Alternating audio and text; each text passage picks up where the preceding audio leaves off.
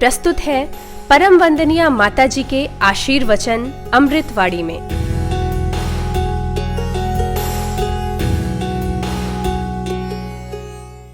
परमार्थ के लिए जो करता है वही देवता हो जाता है और वही नर से नारायण हो जाता है।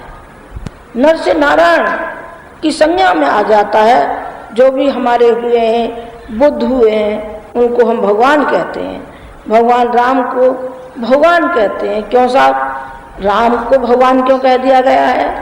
अरे वो तो उन्होंने तो मनुष्य में जीवन लिया था, कृष्ण ने मनुष्य में जीवन लिया था, लेकिन भगवान है क्योंकि वो अपने लिए नहीं, सारी सृष्टि के लिए थे, सारी मानव जाति के लिए थे, अपने नियत स्वार्थ के लिए नहीं थे। जब राम वनवास को गए तो क्या था, साथ में उनके वो देवता थे। कौन? रीछ बानरों के रूप में, चाहे वो छोटी स्थिति के क्यों ना हो।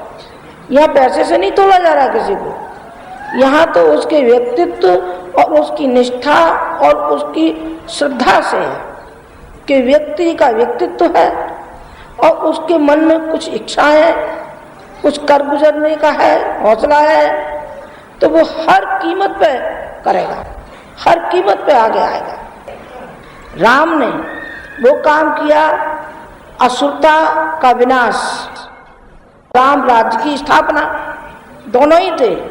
लंका में असुर थे, अयोध्या में भगवान पैदा हुए, और भगवान पैदा हुए तो एक ही होती कि सर्वत्र देवत्व ही देवत्व छा जाए, तो क्यों नहीं राक्षसों का विनाश हो। हम उन राक्षसों के व्यक्तियों के लिए नहीं कह रहे हैं, हम तो जो राक्षसी वृत्ति है, वृत्ति अलग है। राक्षस कोई दो सिंग वाले होते हैं, ये हमने तो नहीं देखे कहीं पुस्तकों में, उनमें तो दिखा देते हैं उनके चित्र ऐसे ऐसे सिंग वाले, पर कहीं किसी व्यक्ति के सिंग देखे आपने? नहीं, किसी के भी नहीं होते। मनुष्य की जो अंतरंग की जो प्रवृत्तियां हैं, उन्हीं को देवत्व की संज्ञा दी गई है, उन्हीं को दैत्य की संज्ञा दी गई है। दैत्य की संज्ञा वो जो अपने निहत स्वार्थों के लिए और दूसरों के जो विनाश के लिए खड़े हैं, वो ये कौन है? जो असुर है, असुर है। देवत्व कौन है? जो देता है, अपना समय देता है, अपना पैसा देता है, जो भी कुछ है वो उसका ज्ञान है, वो अपना ज्ञान देता है और वो देता रहता है, देता रहता है, देता रहता है। इसलिए वो देवता की श्रेणी में आए। आप नहीं कर सकते कोई अच्छा काम? क्यों नहीं कर सकते? आप समय नहीं दे सकते? बिल्कुल दे सकते हैं। समय दे सकते हैं, अंशदान दे सकते हैं। नहीं साहब, हम तो कोई खाते पीते नहीं बेटे, ये खाते पीते गरीब का सवाल नहीं है, सवाल उसकी आस्थाओं का है कि जब गृहिणियाँ घर में पकाती हैं और पका करके खिलाने से पूर्व वो गौग्रास निकालती हैं, अग्निहोत्र करती हैं। जिनके यहाँ गैस भी है वो भी कहीं न कहीं से कोयला लाएंगी और जलाएंगी, उस पर अग्निहोत्र करेंगे। इसका क्या मतलब है? इसका मतलब है हम त्यागते हैं, होमते हैं, देते हैं। भगवान तुझे खिला करके तभी तो हम खाएंगे। तो जो विश्व मानव के रूप में जो भगवान है, इसको खिला करके ही तो हम खाएंगे, इसे कुछ दे करके ही तो हम चलेंगे। पैसा नहीं है तो ज्ञान तो है हमारा, भावनाएं तो हैं, प्यार तो है। प्यार से तो अच्छे अच्छे शेर भी काबू में आ जाते हैं। एक तो डंडे से आते, दूसरे प्यार से आते हैं। नहीं, डंडा तो हमने किसी को सिखाया नहीं है, हमने एक ही सिखाया उनको, प्यार और मोहब्बत से और त्याग से, तपस्या त्याग से। तो जाने व्यक्ति जाने कहाँ से कहाँ पहुँचता है। गुरु जी ने जीवन पर्यंत के लिए अपने गुरु को अपने हृदय में उतारा था। गायत्री माता को अपने हृदय में सारी जिंदगी उन्होंने लड़ाए रखा, उसकी गोदी में खेलते रहे, उससे चिपके रहे, और चिपके ही नहीं रहे। एक तो स्वयं ही चिपकना होता है कि हमारे स्वर्ग मुक्ति जो कुछ हो तो हमारी हो, और किसी का नहीं हो। एक गुफा में बैठा वहीं माला छटकते रहो, बस हमारी मुक्ति हो जाए और चाहे जन्म में जाए। पर उन्होंने जो उनकी युधिष्ठिर की तरीके से उन्होंने ये कहा कि जब तक एक भी नरक में है तब तक स्वर्ग में क्यों जाना? उन्होंने कहा नहीं, नरक में ही रहना। नरक में ही स्वर्ग को स्थापित करना है। हमको स्वर्ग स्थापित करना है, इसी धरती पर स्वर्ग स्थापित करना है। और जहाँ हम रहते हैं वहाँ हम स्वर्ग में ही रहते हैं। गुरु जी ने हमेशा कहा जहाँ कहीं भी हम रहेंगे, घिया मंडी रहे वहाँ भी स्वर्ग में रहे, गांव में रहे वहाँ भी स्वर्ग में रहे, और शांति कुंज आ गए यहाँ भी स्वर्ग में रहे। और जहाँ कहीं वो जाते वहीं स्वर्ग ही स्वर्ग, स्वर्ग ही स्वर्ग। क्यों? इसलिए स्वर्ग कि वो स्वर्ग से भरपूर थे। उनका जो नेचर था, जो सोचने का ढंग था, जो चिंतन था, उनका सर्वव्यापी चिंतन था। उनका सर्वव्यापी चिंतन था किस तरीके से इस आग में से इनको निकाला जाना चाहिए, और आग में से निकाल के फिर इनको ये भी सिखाना चाहिए कि आग पर छलांग लेकर के कैसे जाता है व्यक्ति। छलांग लगाओ, हिम्मत करो, हिम्मत करो, हिम्मत करो। और जिस तरीके से सर्कस में सिखाते हैं वो उस तरीके से उन्होंने सर्कसबाजी तो नहीं सिखाई, कलाबाजी तो नहीं सिखाई, लेकिन उन्होंने एक सिद्धांत सिखाया, उन्होंने भावनाएं सिखाई, उन्होंने आस्थाएं सिखाई, उन्होंने निष्ठा सिखाई। उससे व्यक्ति कहाँ से कहाँ पहुँचते हुए चले गए। जरा जरा से बच्चे जब आए थे क्या लेकर के आए थे, कुछ नहीं, बन गए तो जाने क्या क्या बनते हुए चले गए, जाने क्या क्या बनते हुए चले गए। आप भी जाने क्या क्या बनते हुए चले जा रहे हैं, चले जा रहे हैं, उससे बनते हुए चले जा रहे हैं जिससे आप जुड़े हैं। आपसे एक ही मुझे तो बात कहनी है, आप संकल्प लीजिए। मैं न केवल दिल्ली की कह रही हूँ, न मैं केवल यूपी की कह रही हूँ, न मध्य प्रदेश की कह रही हूँ, न गुजरात की कह रही हूँ, मैं पूरे राष्ट्र के लिए कह रही हूँ और पूरे विश्व के लिए कह रही हूँ। पूरे विश्व के लिए कह रही हूँ कि जहाँ भी हमारे व्यक्ति हैं वो संगठित हों, जहाँ हमारे परिजन हैं संगठित हों। संघ शक्ति, संगठन की शक्ति बड़ी अपार है, बड़ी अपार है। दुर्गा को जो संज्ञा दी है संघ की शक्ति की दी है।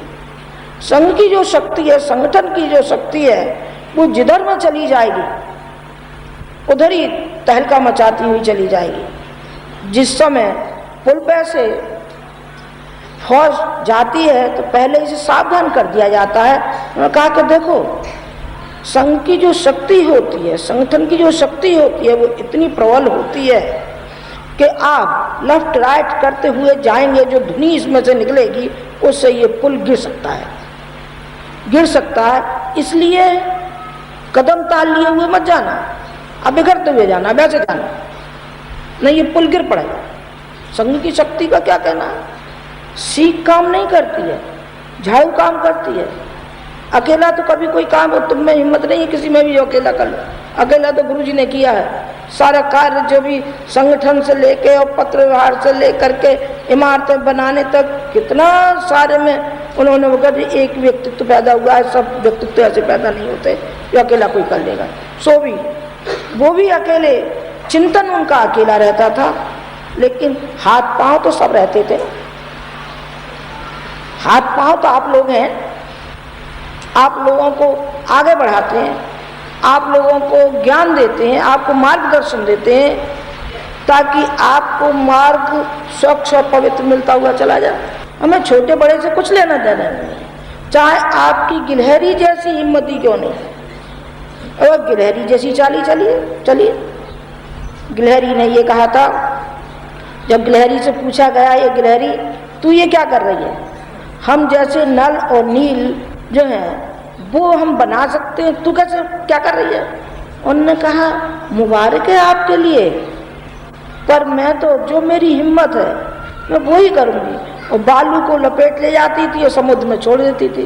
बालू को लपेट लेगी फिर छोड़े। उन्होंने कहा कि तू पुल बांध लेगी? उन्होंने कहा बांध लूंगी कि नहीं बांध लूंगी, पर मेरा मन जरूर है, भीतर से मन ये कह रहा है कि पुल बनेगा, जरूर बनेगा, जरूर बनेगा। छोटी छोटी शक्तियाँ ही क्यों न हो, जब इकट्ठी होकर के लग जाती हैं तो क्या से क्या गजब का कार्य होता हुआ चला जाता है। ओम भूर्भुवः स्वः तत्सवितुर्वरेण्यं भर्गो देवस्य धीमहि धीमहि धियो यो नः प्रचोदयात्।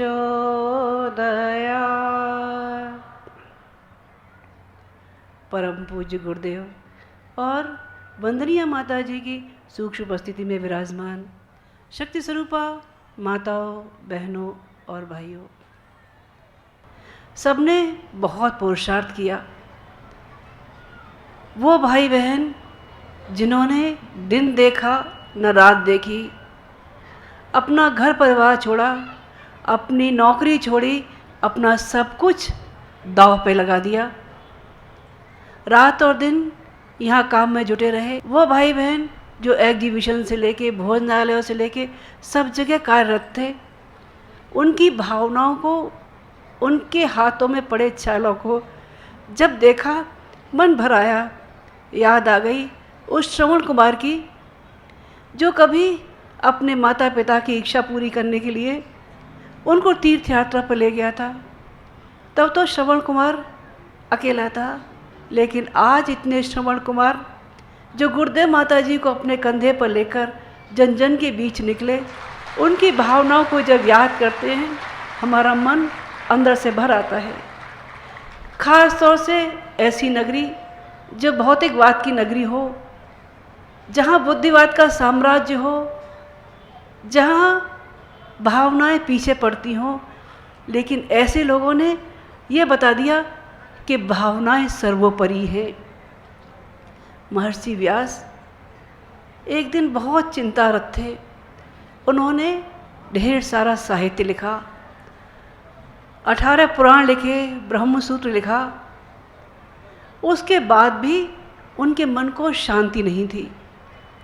मन अशांत था, व्याकुल था, सोच नहीं पा रहा था क्या किया जाए, कैसे मन को शांति मिले।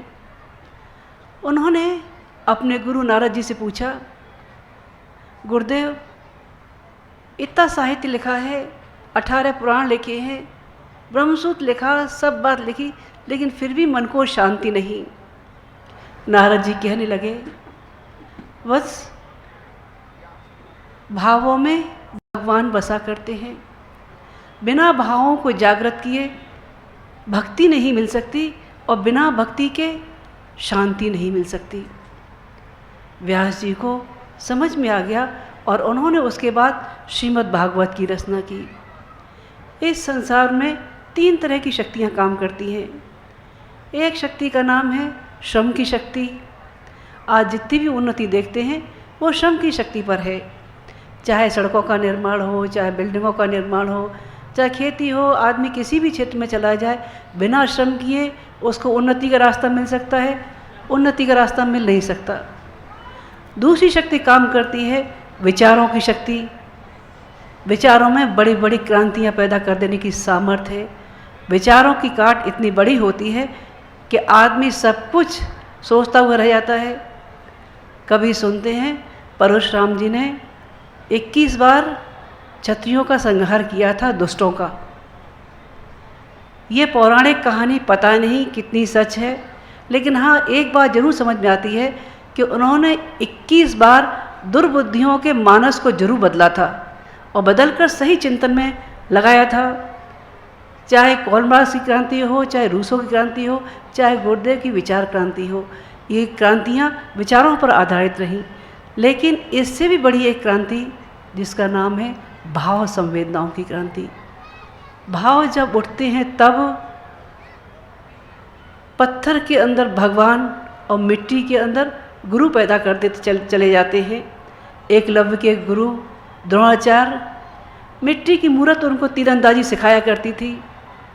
रामकृष्ण परमहंस की काली सबके लिए पत्थर की काली है, लेकिन रामकृष्ण परमहंस को अपने हाथों से भोजन कराया करती थी। मीरा के गिरधर गोपाल जहर का प्याला स्वयं पी जाया करते थे, यह कहकर मेरी मीरा सर्वदंश से कैसे झेल पाएगी, जहर कैसे पी पाएगी, और उसका कृष्ण जहर को अमृत में बदल दिया करते थे। भाव संवेदनाएं जब प्रबल होती हैं क्या से क्या कर देती हैं, और भाव संवेदनाएं जब छूट जाए तब भाइयों आज का वातावरण जो होता चला जा रहा है, वही होता है आज भाव संवेदनाओं के अभाव में और पाश्चात्य संस्कृति जिस ढंग से हावी होती जा रही है, हमारी नई पीढ़ी, युवा पीढ़ी आज अपने माता पिता को साथ में रखने में कतराती है।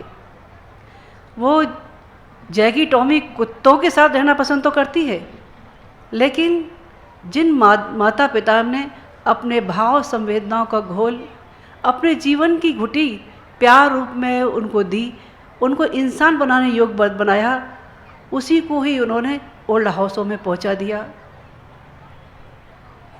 एक कहानी पढ़ी थी, बहुत पुराना किस्सा है। एक परिवार में बाप बेटे रहा करते थे। बाप बेटे थे, पिता ने बच्चे की शादी कर दी कि घर गृहस्थी संभालने के लिए कोई चाहिए। बच्ची सुंदर थी, बहू शादी होकर घर आई। थोड़े दिन उसने घर परिवार संभाला, उसके भी बच्चा हुआ। इधर पिता जो था वो थोड़ा बूढ़ा होना शुरू हुआ। बुढ़ापे के साथ साथ जो बुढ़ापे के रोग होते हैं, पैरों में चलने में शक्ति कम हो गई, खांसी आने लग गई, बीमारियों ने घेरना शुरू कर दिया। दिन भर खांसते रहते, बुढ़ापे में अकेले थे, बहू भी घर में थी, तो कुछ कुछ फरमाइशें किया कर दिया करते थे।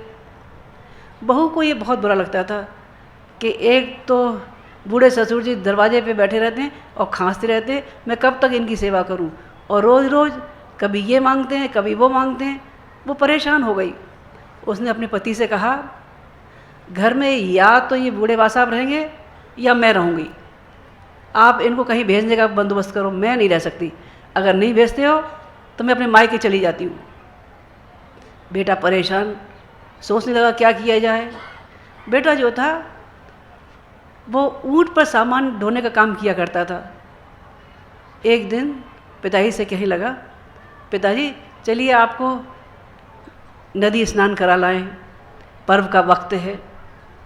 पिता मान गए, बेटे के साथ चल दिए। रेगिस्तानी इलाका था, सूना था, कहीं कहीं कोई कोई झाड़ियाँ उगी हुई थी। बेटे ने मौका देखा और पिता को वही मौत के घाट उतारा और गड्ढे में गाड़ दिया। वहाँ से लौट के आ गए, पत्नी को बता दिया कि अब तुम्हें चिंता करने की कोई ज़रूरत नहीं है। लेकिन जो पोता था वो रोज़ पूछता था, पिताजी यहाँ दादाजी थे, कहाँ चले गए? पिताजी ने कह दिया, बेटा गंगा स्नान करने गए थे ना, वहाँ पैर फिसल गया, तो पिताजी वहीं चले गए। समय आया गया हो गया, समय बढ़ता हुआ चला गया। बेटा भी बड़ा हुआ, पोते की भी शादी हुई, उसकी भी बहू आई।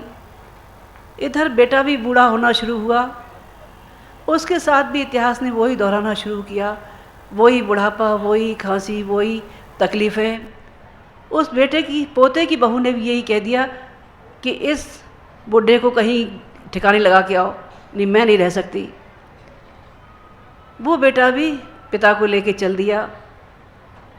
जब मारने ही वाला था, पिता ने रोका, कहने लगा, बेटा मुझे मरने से डर नहीं है, लेकिन तुम जो करने जा रहे हो तुम भले ही कर लेना, लेकिन एक बात मेरी सुन लो। यहाँ गड्ढा खोदो, संयोग से वो वही जगह थी जहाँ उसने अपने पिता को गाड़ा था। गड्ढा खोदा गया, वहाँ देखा तो एक कंकाल मौजूद था। बेटा सकते में आ गया और पूछने लगा, पिताजी आप कैसे जानते हैं? पिता कहने लगा, बेटा तेरी माँ के कहने पर मैंने अपने पिता को यहाँ गाड़ दिया था। अगर यही क्रम चलता रहा तो एक दिन तुम्हारी भी स्थिति वही होने वाली है। ये एक परंपरा न पड़ जाए कि बूढ़े लोग गड्ढों में जाते रहें, तो इस परंपरा का निर्वाह तोड़ना बड़ा मुश्किल हो जाएगा। मैं कहीं चला जाता हूँ, बहू से कह देना उनको ठिकाने लगा दिया, लेकिन आगे का भविष्य सुधारना है तो बेटा संस्कारों को जीवित रखना पड़ेगा। बेटे की आँख खुल गई। उन्होंने कहा, पिताजी अब ये संभव नहीं है। वो पिता को साथ लाया। उन्होंने पत्नी को कह दिया, तुम्हें जो करना हो करो, तुम्हें मायके जाना हो तो जाओ, जो कुछ करना है, लेकिन मैं पिता को नहीं छोड़ सकता। थोड़े दिन में बात आई गई हो गई और घर भी टूटने से बच गया और पुरानी परंपराएं भी टूटने से नई परंपराओं को जीवित रहने के, संस्कार मिलने के एक मौका आने लग गया। जब जब भी माता पिता की अवमानना हुई है, इस संस्कृति में अंधकार युग का आगमन हुआ है। आज कलयुग की पराकाष्ठा है। अंधकार युग हमारे सामने है। हमारी भारतीय संस्कृति के माता पिता, यज्ञ पिता और माँ गायत्री की जब जब अवमानना हुई, इस धरती पर अंधकार युग आता हुआ चला गया। अंधकार युग के प्रभाव में चारों ओर अशांति, अभाव, दरिद्रता छाई रही। जब जब अंधकार युग बढ़ा है, इस धरती पर वातावरण दूषित होता रहा है। पहले परंपरा थी गायत्री यज्ञ, गायत्री की और यज्ञ की। बीच में अंधकार युग शुरू हुआ तो इन परंपराओं को भुला दिया गया। यज्ञों को ये कह दिया गया, यज्ञों को बहुत ज़्यादा खर्चीला और आडंबर वाला बना दिया गया और ये कह दिया गया ये एक वर्ग विशेष तक सीमित है, हर एक कोई यज्ञ नहीं कर सकता। कुछ सीमित आहुतियों से मनोकामना पूर्ति का एक माध्यम बना दिया गया। यज्ञ एक जीवन पद्धति है, यज्ञ एक विज्ञान है, एक मिशन है, एक दिशाधारा है। इसका सूत्र इदम न मम, ये मेरा नहीं, ये समाज का है। इस परंपरा को हम भूलते हुए चले गए। ये जब जब हमारे ध्यान में आया, लोग अपनी आत्मतुष्टि पाते रहे। एक बार 12 साल तक बहुत बड़ा अकाल पड़ा। चारों तरफ त्राही त्राही थी, पानी कहीं बरसा नहीं। लोगों ने पंडितों से पूछा क्या किया जाए जिससे पानी बरसे। लोगों ने सलाह की केवल एक ही माध्यम है कि इंद्रदेव को प्रसन्न किया जाए। इंद्रदेव को कैसे प्रसन्न किया जाए? उन्होंने कहा यज्ञ में किसी की बलि दी जाए तो शायद इंद्रदेव प्रसन्न होंगे। यज्ञ का आयोजन किया गया, सब लोग इकट्ठे हुए, घोषणा करवा दी जो यज्ञ देव को प्रसन्न करने के लिए बलि देने को तैयार हो वो सामने आ जाए। बलि का नाम सुनते ही लोग एक दूसरे का मुंह देखने लगे, पीछे हटने लगे। तभी भीड़ का सीना चीरता हुआ एक 12 साल का बालक सामने आया जिसका नाम था शुनहशेव। वो कहने लगा मानव जाति के कल्याण के लिए अगर मुझे यज्ञ जीवन के लिए अपनी बलि देनी है तो मैं सामने मौजूद हूँ। वो बालक सामने आया और यज्ञ वेदी के पास खड़ा हो गया। सारी जनता सामने देख रही थी। इंद्रदेव प्रसन्न होकर ऊपर से ज़मीन पर आने के लिए विवश हो गए। वो कहने लगे यज्ञीय जीवन के लिए जो लोग इतनी भावनाओं से इकट्ठे हैं तो मैं कुपित कैसे हो सकता हूँ। उन्होंने पानी बरसाना शुरू कर दिया। प्यार और सहकार जहाँ मिल जाते हैं, जहाँ त्याग वाली भावनाएं व्यक्ति को जीवंत कर देती हैं, वहाँ यज्ञीय परंपराओं का निर्वाह होता है। यज्ञ का दूसरा स्वरूप है पारस्परिक सहयोग। हम सब इकट्ठे होते हैं एक दूसरे के सहयोग के लिए। यज्ञ का मर्म एक दूसरे को सहयोग देना भी है। गायत्री करुणा की, विवेक की, ममता की, भाव संवेदनाओं की प्रत्यक्ष देवी है। इनके मर्म को जब कोई जान लेता है तो माँ गायत्री उनको निहाल करती हुई चली जाती है। माँ गायत्री नाम है भाव संवेदनाओं का।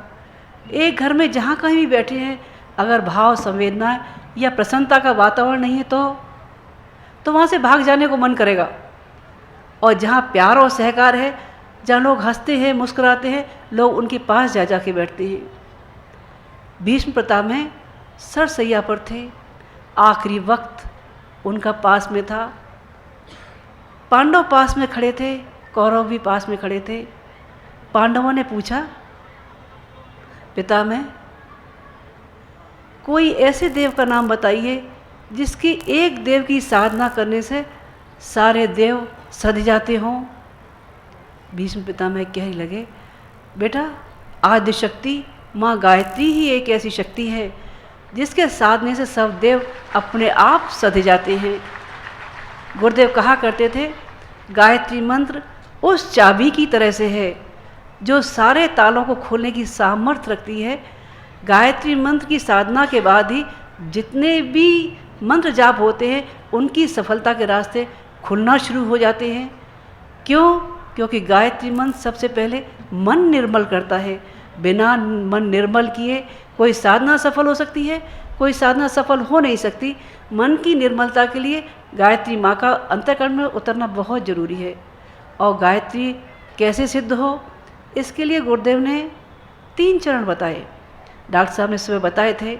एक चरण है उपासना का। उपासना किसको कहते हैं? पास बैठने को कह देते हैं। पास बैठने से पास वाले के गुण हमारे अंदर ना आए। अग्नि के पास बैठते हैं, गर्मी आना शुरू हो जाती है। ठंडक के पास बैठते हैं, एसी के पास, ठंडक आना शुरू हो जाती है। हमारा इष्ट, हमारा आराध्य हमारे पास बैठा हो, उसके गुण हमारे अंदर ना आए, कैसे उपासना संभव हो सकती है? दूसरा सूत्र गुरुदेव बताते रहे साधना का। अपने आप को साधने का नाम साधना है। हर पल अपनी बुराइयों से लड़ने का नाम साधना है। माता जी अक्सर अपने प्रवचनों में एक उदाहरण दिया करती थी, कहती थी, कोठरी मन की सदा रख साफ बंदे, कौन जाने कब स्वयं प्रभु आन बैठे। तुम बुलाते हो उसे यदि भावना से, कौन जाने कब निमंत्रण मान बैठे। अगर वो निमंत्रण मान ही बैठा है, आने को आतुर है, तो क्या हम अपना मलिनताओं से भरे अंतःकरण में उसको बिठा सकेंगे? हमारे मन में राग, द्वेष, ईर्ष्या, अहंताएं इतने कषाय कलमश भरे हैं कि भगवान को इस गंदगी के ढेर पर कैसे बिठा सकेंगे? रोज़ अगर अपने मन की झाड़ू नहीं लगाई तो भगवान कैसे आ सकेगा? तीसरा चरण गुरुदेव बताते रहे आराधना का। अपनी शक्ति, अपनी सामर्थ्य, अपने भाव लोक मंगल के लिए लगा देने का नाम है आराधना। एक नदी के किनारे एक नारियल का पेड़ था और उसके नीचे एक पत्थर के मन पे आई। रोज़ साधु संत आते हैं, लोग आते हैं गंगा नहाने। यहाँ कोई ठहराव की जगह नहीं है, रोज़ पैर फिसलते हैं, रोज़ गिरते हैं। वो पत्थर लुढ़कता पुढ़कता नदी के किनारे चला गया। लहरें कहने लगी, रे पत्थर कहाँ बीच में पड़े हो? जानते नहीं लहरों का टकराव रोज़ होता है। नारियल ऊपर से कहता, मैं इतनी ऊंचाई पर हूँ, तुम देखते नहीं लोगों की ठोकर रोज़ लगती है, पैरों के नीचे रोज़ रौंदे जाते हो। इतना अपमान, इतनी तिरस्कार वाली ज़िंदगी क्या तुमको पसंद है? वो पत्थर कहने लगा, मैं पढ़ा लिखा नहीं हूँ, मैं तुम्हारी जैसी सामर्थ्य ऊंचा नहीं हूँ, लेकिन क्या करूँ, मेरे मन में भाव है मैं दूसरों के काम आ सकूँ। लोग यहाँ रोज़ आते हैं, रोज़ उनके पैर फिसलते हैं, मेरा ये नश्वर शरीर किसी के काम आ सके तो। वो पत्थर वहीं पड़ा रहा, लहरें रोज़ टकराती रहीं, इधर से उधर लुढ़काती रहीं। एक दिन तेज आंधी आई, नारियल ऊपर से टपाटक टपक गए। राहगीर वहाँ से निकले, कुछ ने उठा लिया, कुछ ने सोचा फल ऊपर से गिरा है, पहला फल भगवान के चरणों में। वो नारियल ले जाकर मंदिर में पहुँचे और मंदिर में उन्होंने नारियल को चढ़ा दिया। नारियल ने जब आँख उठाई तो उसके आश्चर्य का ठिकाना न रहा। उसने देखा वो पत्थर जिसको कल तक वो ये कहता था, तुम्हें रौंदे जाने का, अपमानित जिंदगी का कोई गिला शिकवा नहीं, दूर हट जाओ, तुम कम से कम अपना स्वाभिमान जिंदा रखो। वो पत्थर शालिग्राम बना मूर्ति की जगह बैठा हुआ था। जो लोग लोक मंगल के रास्ते पर चला वो पूजा के योग्य हो जाया करते हैं। आपका इस अश्वमेध में भाग लेना भगवान सार्थक कर दे, अगर हमारे मन के भाव, हमारी उपासना, हमारी साधना, आराधना के सही मर्म को हम जान सकें। आप लोगों से इस नगरी में जो प्यार पाया है, उस प्यार को संजो कर ले जाएंगे। लोगों से मिलने का वादा किया था, लेकिन समय के अभाव में उन लोगों से मिल भी नहीं सके। माँ की निगाह में जो बच्चे सामने होते हैं वो तो प्यार के पात्र होते ही होते हैं, लेकिन वो बच्चे जो सामने नहीं भी होते, दूर होते हैं, वो भी उतने ही प्यारे होते हैं। यहाँ जितने लोग सामने बैठे हैं और जो लोग पीछे हैं, जो लोग अपने काम की मुस्तैदी की वजह से यहाँ नहीं आ सके, गुरुदेव से प्रार्थना करेंगे उन पर अनुदानों की वर्षा करते रहें। ओम शांति। हमारे YouTube चैनल शांति कुंज वीडियो गायत्री परिवार को सब्सक्राइब करें एवं बेल आइकन जरूर दबाएं ताकि गायत्री परिवार की विभिन्न गतिविधियों की जानकारी आपको मिलती रहे।